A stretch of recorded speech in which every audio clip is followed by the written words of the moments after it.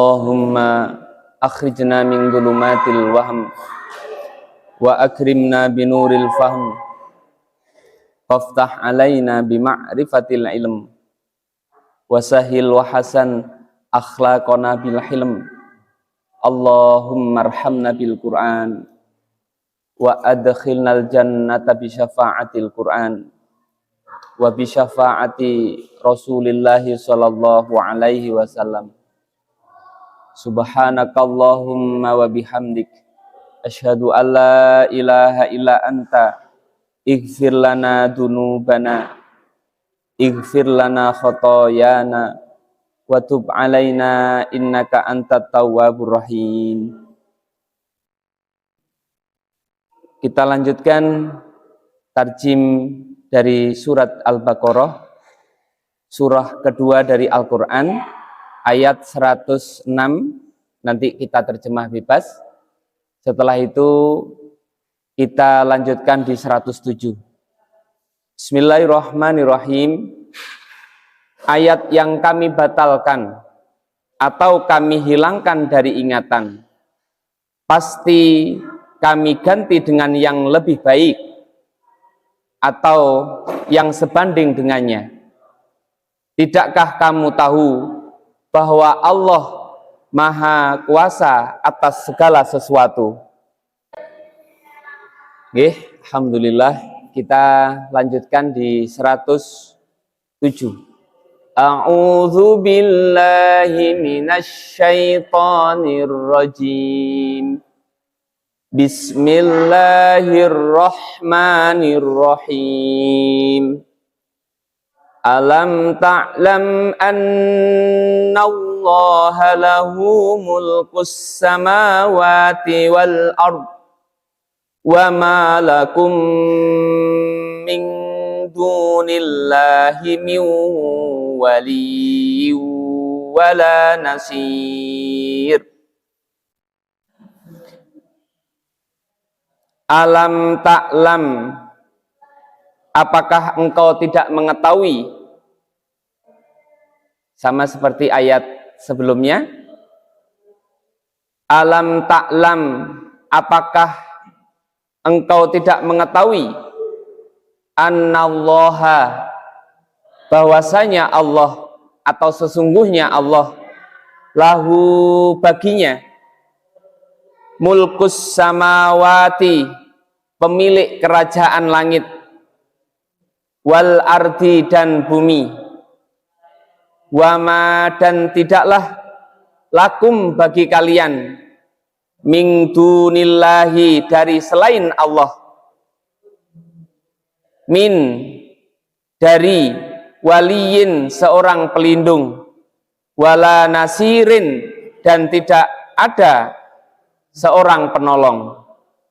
Terjemah bebasnya, tidakkah kamu tahu bahwa Allah memiliki kerajaan langit dan bumi, dan tidak ada bagimu pelindung dan penolong selain Allah. Dari surat Al-Baqarah ayat 107, ini penegasan bahwa Allah itu sesungguhnya Maha Kuasa atas segala sesuatu, dan Allah menyampaikan terkait dengan kekuasaannya Allah itu salah satunya adalah waja'alna wa khalaqnakum azwaja. Jadi Allah menciptakan berpasang-pasangan. Buktinya apa? Di sini bahwa kerajaan langit dan bumi. Jadi selalu dipasangkan. Siapa yang tidak dipasangkan? Itu adalah Allah Subhanahu wa ta'ala. Karena memang makna tauhid itu adalah tidak menduakan Allah, tidak membandingkan Allah dengan makhluk. Sehingga di sini Allah menyatakan bahwa Allah ini berdiri tunggal dan maha kuasa terhadap sesuatu. Selanjutnya ada penegasan kembali, wa malakum min dunillahi. Jadi Allah tegaskan selain daripada Allah Ta'ala tidak ada yang bisa melindungi dan tidak bisa ada yang menolong. Jadi kalau dari makna kecil dari alam semesta, jadi alam semesta ini luas. Tetapi dengan adanya alam semesta ini, kita diciptakan oleh Allah cerminan dari mikrokosmos. Makrokosmosnya itu adalah alam semesta, langit dan bumi. Nanti ketika akal pikiran kita direnungkan pakai hati, itu nanti ketemu, subhanallah. Jadinya seperti itu. Jadi termasuk diri kita dilindungi sama Allah, salah satunya adalah dengan mekanisme kelistrikan. Salah satunya adalah kelistrikan itu membentuk sirkulasi daripada aliran darah. Subhanallahnya di situ. Jadi sifat daripada pendorong sirkulasi itu adalah energi. Lah energi itu diciptakan unit yang terkecil namanya mitokondria. Jadi kalau ada sel, itu nanti ada beberapa perangkat sel. Sel yang dirubah oleh perongrong itu nanti jadinya kanker. Kok sampai orang jadi mengidap kanker? Salah satunya adalah selnya nggak cerdas. Kenapa kok nggak cerdas? Salah satunya dia sudah konteksnya berubah. Ketika dikasih waktu, dia hanya sibuk untuk memikirkan dunia dan mencari dunia, mengejar dunia. Padahal dunia ini fana. Coba kita perhatikan orang yang sudah mentok kekayaannya, dia tetap tidak bisa merasakan kekayaannya. Toh sate 1 piring itu sudah cukup, ditambahi lagi 2 piring, 3 piring, nggak enak. Itu maknanya. Artinya terkait dengan kodrat di dunia ini kenikmatannya sedikit. Makanya ketika Rasulullah menyampaikan kepada sahabat, wahai sahabat-sahabat, coba bayangkan air laut yang begitu luas, ya, kalian celupkan daripada tangan kalian di air laut. Setelah itu angkat.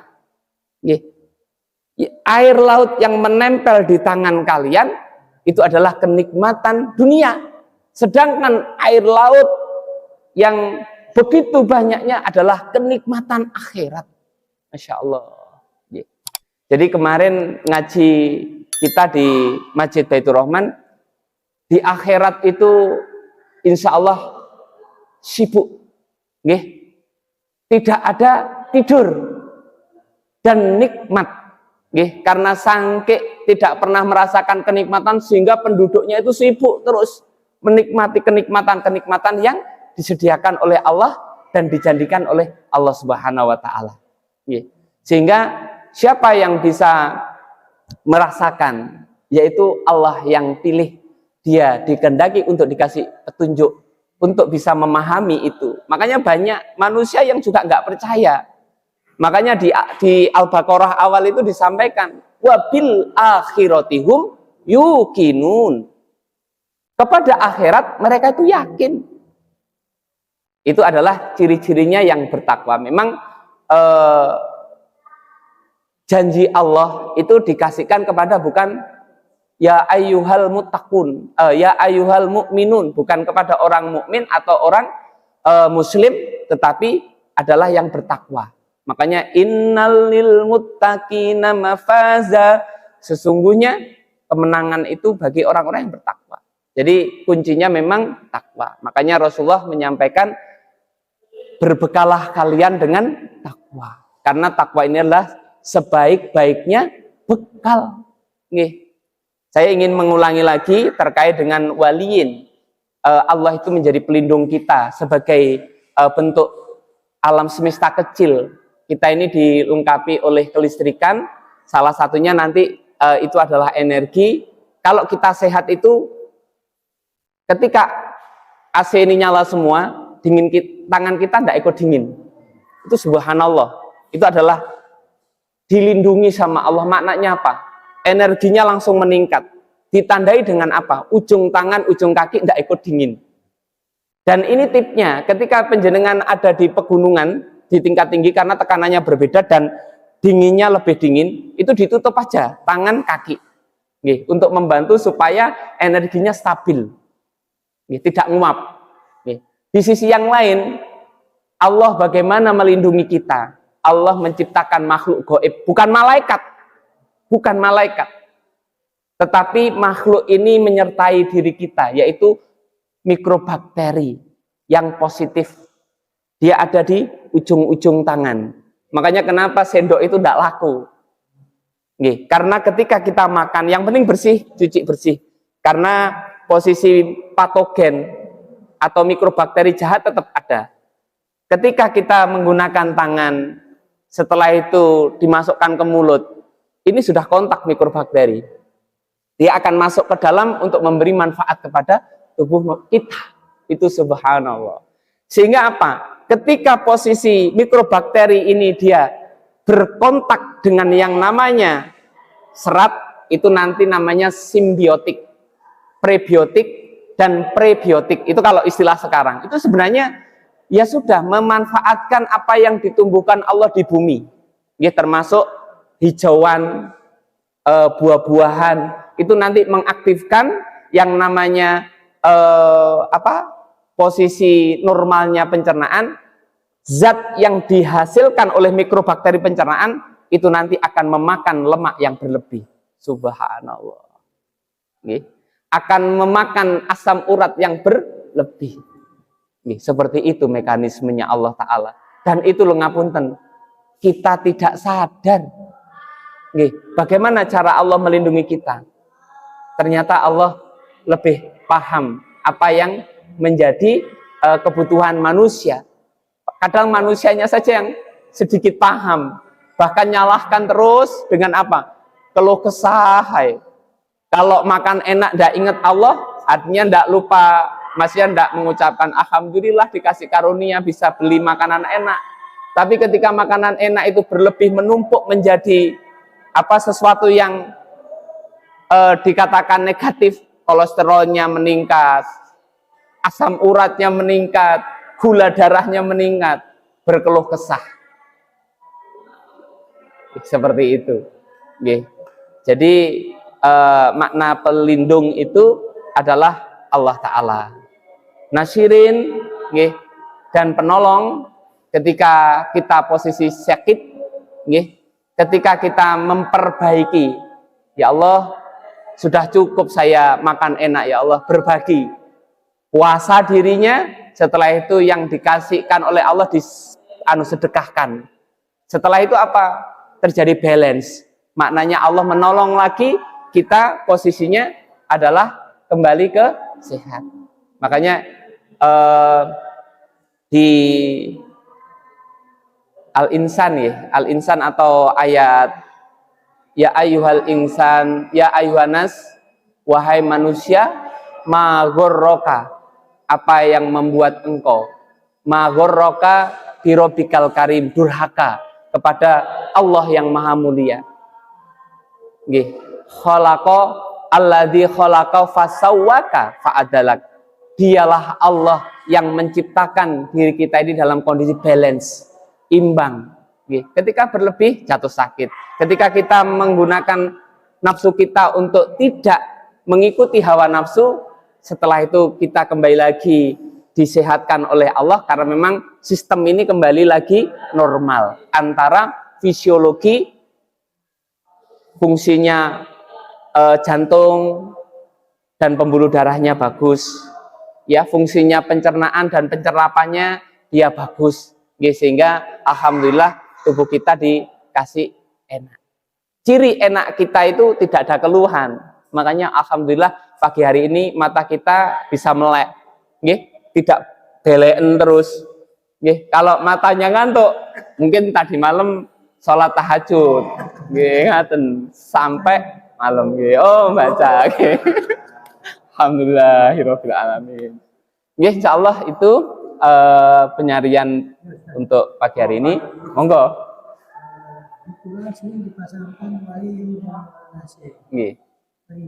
Dan penolong. Jadi maknanya Allah menegaskan bahwa Allah lah yang melindungi dan menolong kita. baik di dunia maupun di akhirat. Kalau toh pun ada orang yang berlindung kepada selain Allah Ta'ala, itu akan mentok. Ujung-ujungnya nanti dia akan, apakah benar dia melindungi saya? Ketika di akhirat, ini nanti pembuktiannya.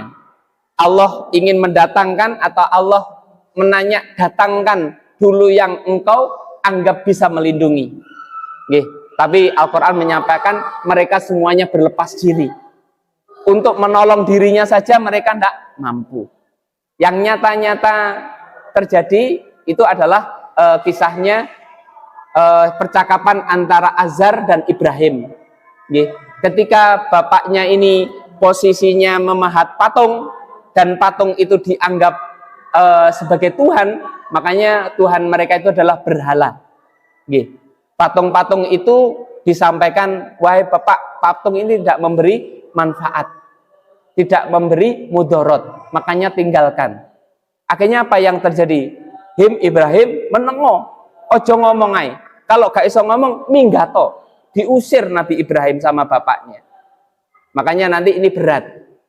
Ayahnya Nabi Ibrahim. Tapi Nabi Ibrahim itu ngapunten. Beliau karena hanif lurus. Wahai bapak, tetap aku ingin mintakan engkau. Makanya ngapunten, dasar kemarin juga sudah dikaji oleh Ustadz Sofan terkait dengan mendoakan kepada orang kafir. Dasarnya adalah Ibrahim kepada bapaknya tetap didoakan supaya ketika memang Allah berkehendak kepada siapa yang dipilih untuk diberi petunjuk, ya nanti itu hak prerogatifnya Allah Subhanahu wa Ta'ala. Tetapi sampai di kondisi akhir, Azar bapaknya Ibrahim tidak beriman. Artinya ngapunten, di dunia ini nanti sama. Bisa jadi kita ini dipisah sama bapak ibu kita karena memang berbeda prinsip dan keyakinan, atau dipisah dengan anak karena anak juga diarahkan kepada kebaikan tidak nurut.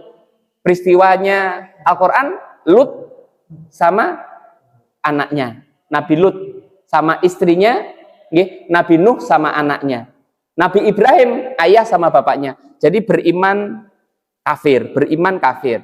Tetapi idola kita baginda Rasulullah SAW, insya Allah dikumpulkan bersama keluarganya. Makanya bapaknya ketika kita melihat silsilahnya Rasulullah itu luar biasa, baik-baik keturunannya.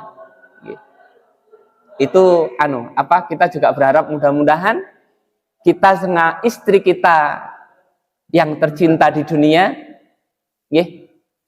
sama anak keturunan kita dikumpulkan oleh Allah Subhanahu wa Ta'ala kelak di akhirat.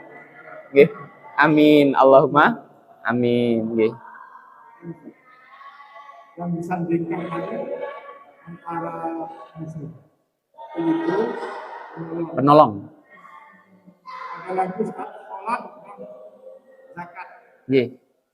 Kemudian iman dan takwa. Kemudian ta'awud dan infak orang tua. Itu yang banyak disandingkan di dalam. Ada ribuan. Insya Allah memang seperti itu. Artinya apa? Sesuatu yang dekat itu nanti ujungnya adalah beramal. Makanya iman saja nggak cukup. Amanu wa amilus solihah. Makanya yakin saja nggak cukup. Bagaimana kita laupo dadak nang masjid barang, sholat barang, nggak perlu, sementing kelakuannya api. Yakin awake dhewe api itu dibales. Karena memang mereka kiblatnya adalah kiblat keyakinan. Jadi tidak memberikan dirinya itu untuk mengikuti hudan, petunjuknya Al-Quran. Wong Rasulullah itu orang yang paling baik yang diciptakan oleh Allah dan dipilih. Itu juga Rasulullah melakukan syariat, bukan makrifat. Jadi terkait dengan yang Pak Eka tadi betul. Semuanya wa khalaqnakum azwaja, dipasangkan. Sehingga kita juga harus memilih. dan harus melakukan. Supaya apa? Menjadi kebaikan yang mempunyai deposit yang nanti ketika ditimbang memberatkan amal timbangan kebaikan dan mengantarkan kepada surga. Ketika surga didatangkan oleh Allah, janjinya Allah yang terakhir, Allah akan memberikan selamat kepada kita. Ini yang kita tunggu-tunggu dan itu janjinya Allah. Makanya disampaikan di hadis yang panjang, surga itu enak, nikmat, tapi ketika nanti bertemu dengan Allah jauh lebih nikmat. Mudah-mudahan kita semuanya nanti dipertemukan oleh surga bersama-sama dan nanti saling memberi selamat. Alhamdulillah, ini karena dulu setiap waktu pagi duduk sejenak saling mengingatkan, mentadabburi Quran. Makanya jadilah kita ini pelayan daripada Al-Quran. Artinya pelayan itu apa? Mau belajar, mau ngajari. Nanti insya Allah Al-Quran ini melayani kita. Makanya makna syafaatul Quran itu adalah Al-Quran menjelma menjadi pelayan kita. Insya Allah itu mudah-mudahan kita mantap.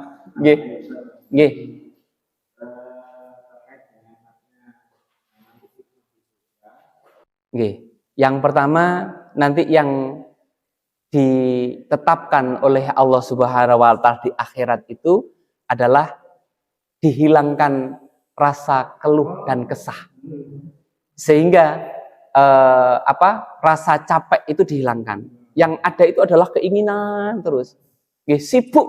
Makanya di akhirat itu tidak ada tidur dan sibuk.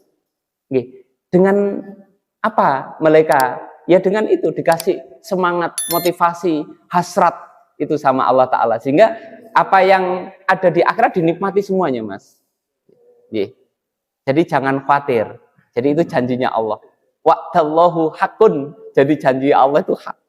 Terus terkait dengan anallaha sama innallaha, nanti coba saya tanyakan, ini bedanya apa?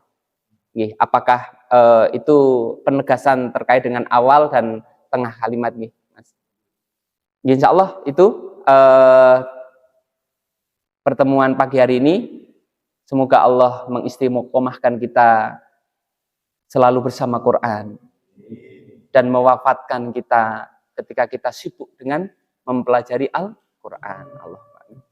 Kita istighfar dan kita tutup dengan doa kafaratul majelis. Astaghfirullahaladzim, subhanakallahumma wa bihamdika, asyhadu an la ilaha illa anta, astaghfiruka wa atubu ilaik. Assalamualaikum warahmatullahi wabarakatuh.